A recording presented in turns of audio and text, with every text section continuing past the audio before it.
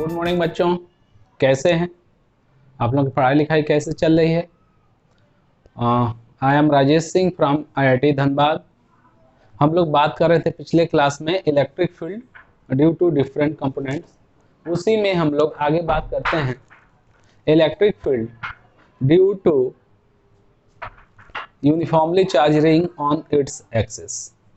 तो चलो बच्चों हम लोग बात करते हैं electric field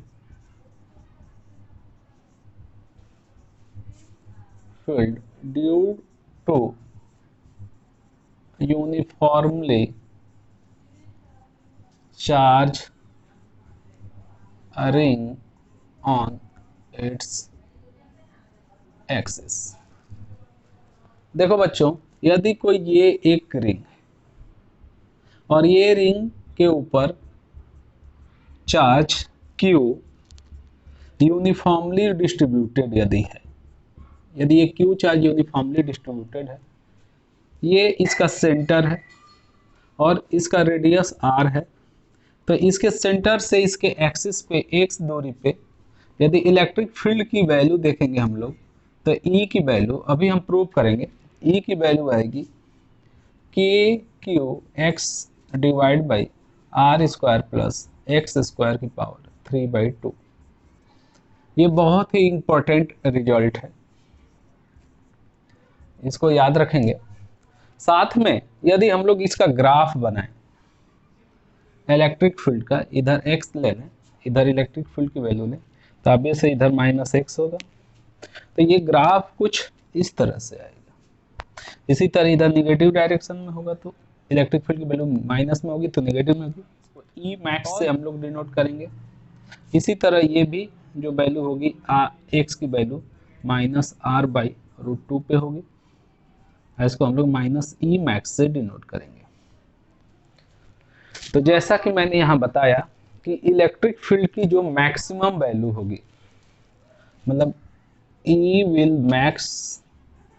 will maximum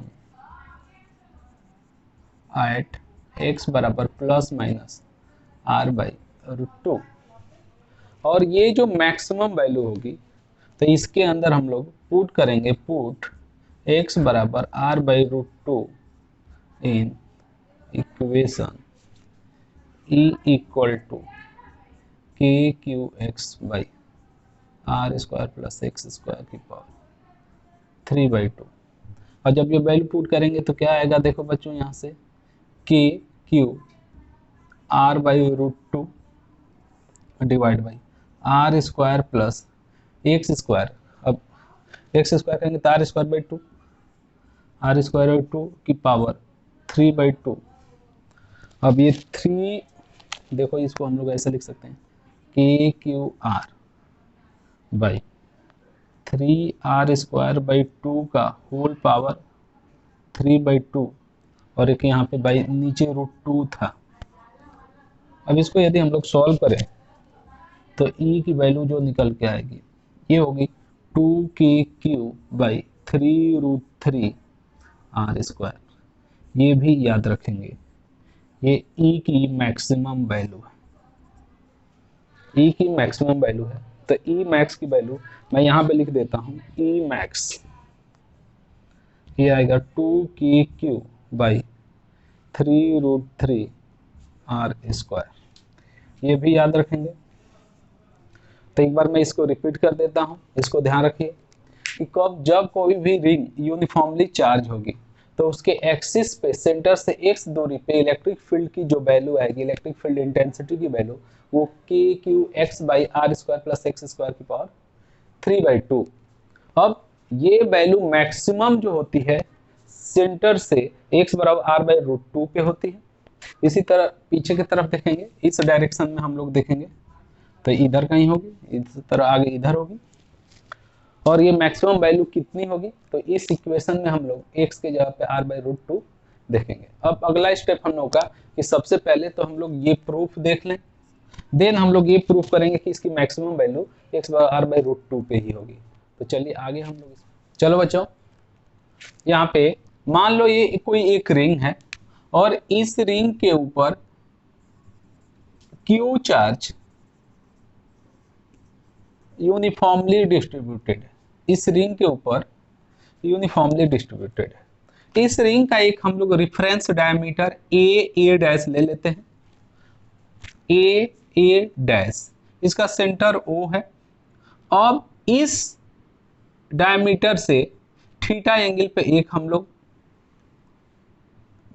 arc लेते हैं और उससे डी थीटा रोटेट करके ये पार्ट लेते हैं। इसी तरह नीचे ये वाला पार्ट आ जाएगा ऑपोजिट डायरेक्शन में।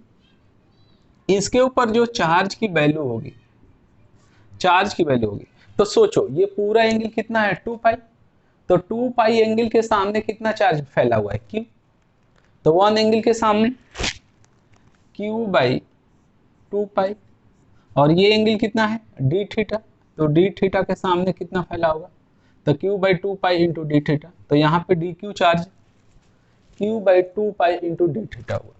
इसी तरह यहाँ पे भी चार्ज की वैल्यू डी क्यू होगी और that is equal to Q by 2 pi into D theta.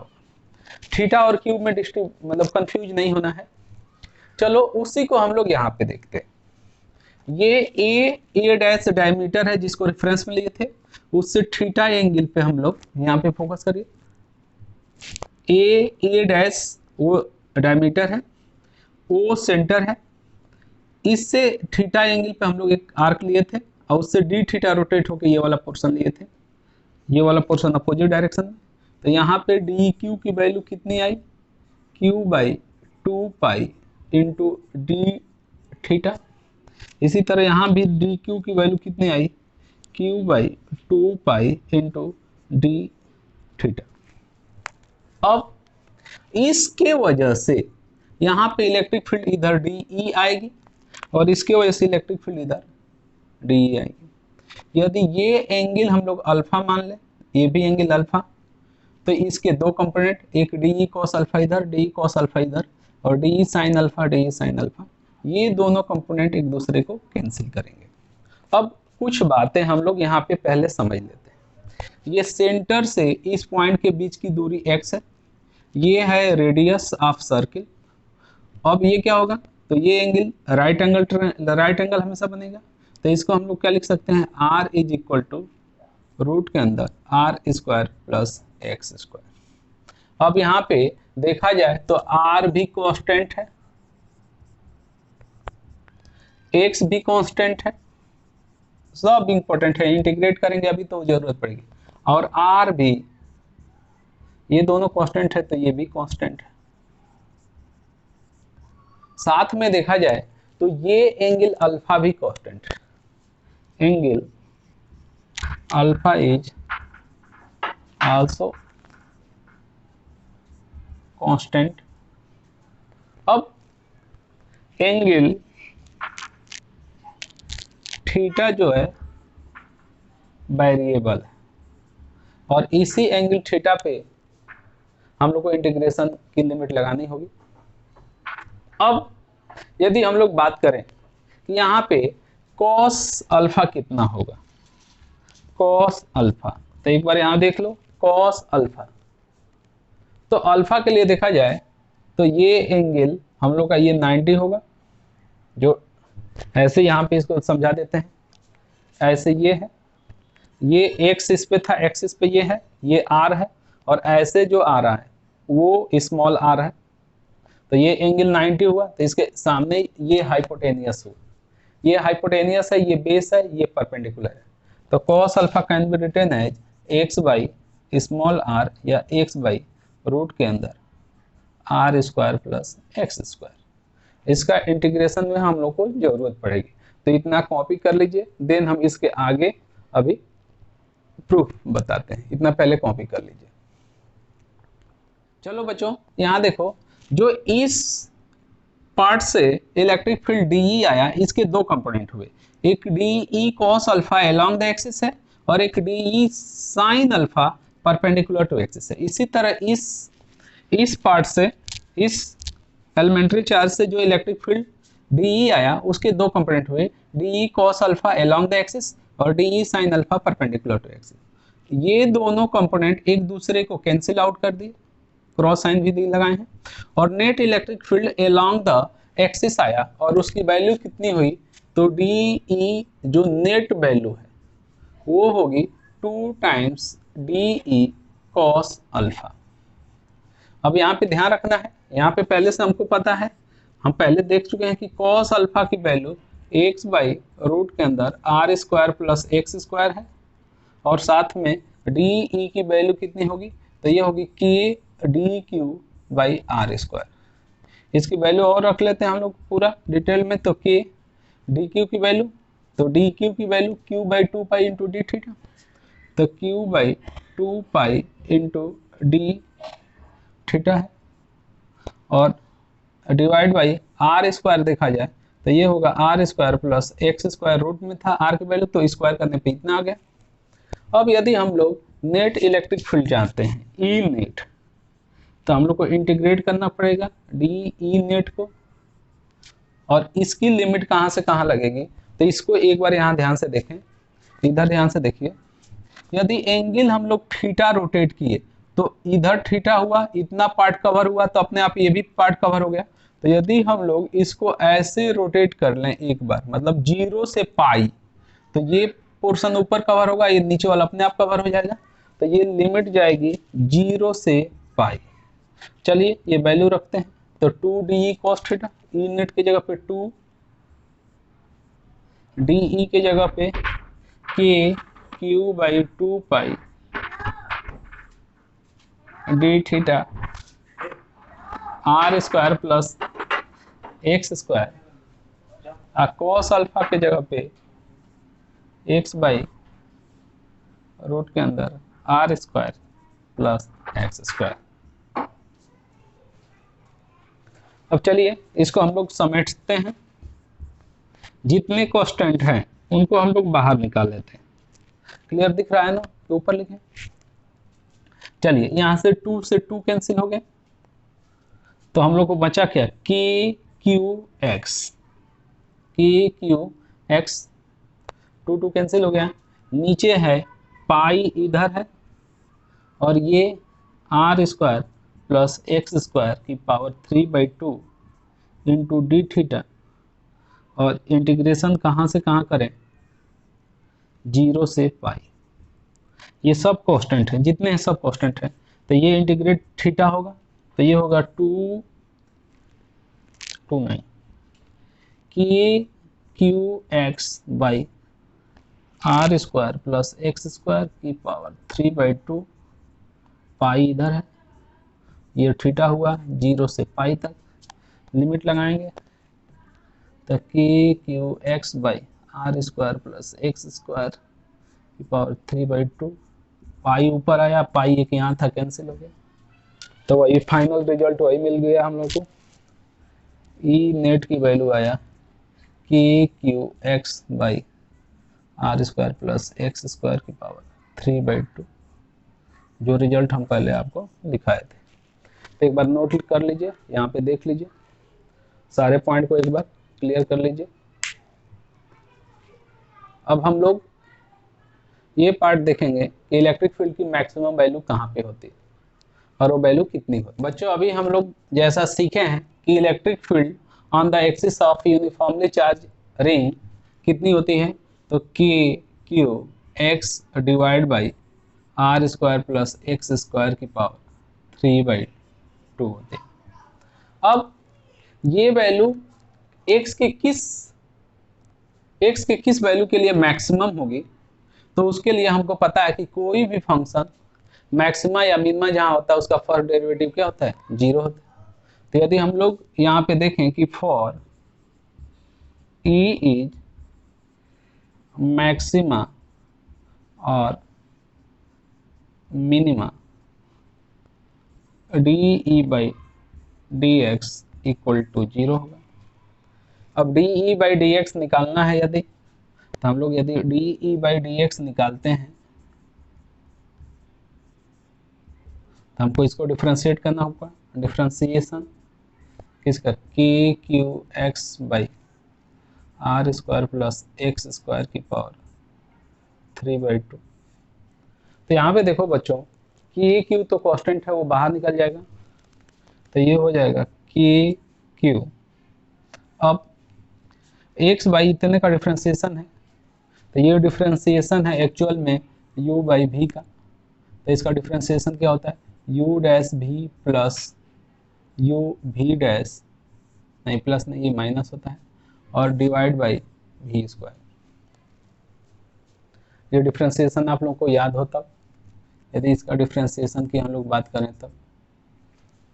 तो यहाँ पे सबसे पहले x का डिफ्रेंसिएशन करेंगे, तो x का डिफ्रेंसिएशन 1 आएगा, और नीचे वाले पोर्शन को एज इट इज रहने देंगे, r square plus x square की पावर 3/2 माइनस, अब इस बार इसको इसी तरह रहने देंगे, और नीचे वाले पोर्शन का डिफ्रेंसिएशन करेंगे तो वो आएगा 3/2 r square plus x square की पावर 1/2, और अंदर वाले पोर्शन को करेंगे तो 0 प्लस 2x। अब यदि ध्यान से देखा जाए डिवाइड बाय नीचे वाले पोर्शन का होल स्क्वायर, तो r square plus x square की पावर 3। अब यहाँ पे देखा जाए बच्चों, तो हम लोग इससे और इसमें रूट के अंदर r square plus x square common हो सकता है, तो हम लोग लिख सकते हैं d E by D x is equal to के क्यू रूट के अंदर r square plus x square divide by are square plus x square की पावर 3। अंदर क्या बचा इसको ध्यान से देखिए, यदि यहाँ r square plus x square का रूट बाहर लेंगे तो r square plus x square बचेगा। इधर देखिए ये चला गया, 3/2 बचा, x बचा और 2x बचा, मल्टीप्लाई होगा तो ये आ जाएगा माइनस 3x स्क्वायर। अब इसको यदि हम लोग ओपन करें तो ये पार्ट कितना हो जाएगा d E by D x equal to के क्यू, यहाँ से एक पोर्शन पार्ट चला जाएगा, या छोड़ दो उसको, कोई उससे मतलब नहीं है।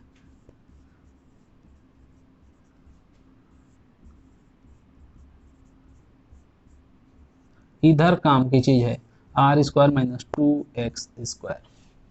अब हमको पता है कि D E by D x की वैल्यू 0 करेंगे, तो इसकी वैल्यू 0 करेंगे तो k और q तो 0 हो नहीं सकते, ये स्क्वायर के प्लस हैं तो ये कभी 0 नहीं होंगे, तो इसी पोर्शन को हम लोग को 0 होना पड़ेगा। तो हम यदि बोलें कि D E by D x equal to 0, ये हम लोगों को इससे मिलेगा कि R square minus 2x square equal to 0, तो 2x square equal to R square, तो X square equal to R square by 2, तो x is equal to plus minus R by root 2। तो याद हो तो हम शुरुआत में बताए थे कि रिंग के एक्सिस पे x की वैल्यू r बराबर r डिवाइड बाई रूट 2 पे इलेक्ट्रिक फील्ड की वैल्यू मैक्सिमम होती है। अब वो उस समय हम बताए भी थे कि ये मैक्सिमम वैल्यू क्या होती है, तो इस फार्मूले में x की जगह पे हम लोग कितना पुट कर देंगे r बाई रूट 2, तो वो वैल्यू हम लोग को मैक्सिमम वैल्यू निकल के आ जाती है 2kq divide by 3√3 r square, है ना। तो चलिए ये इतना हो गया।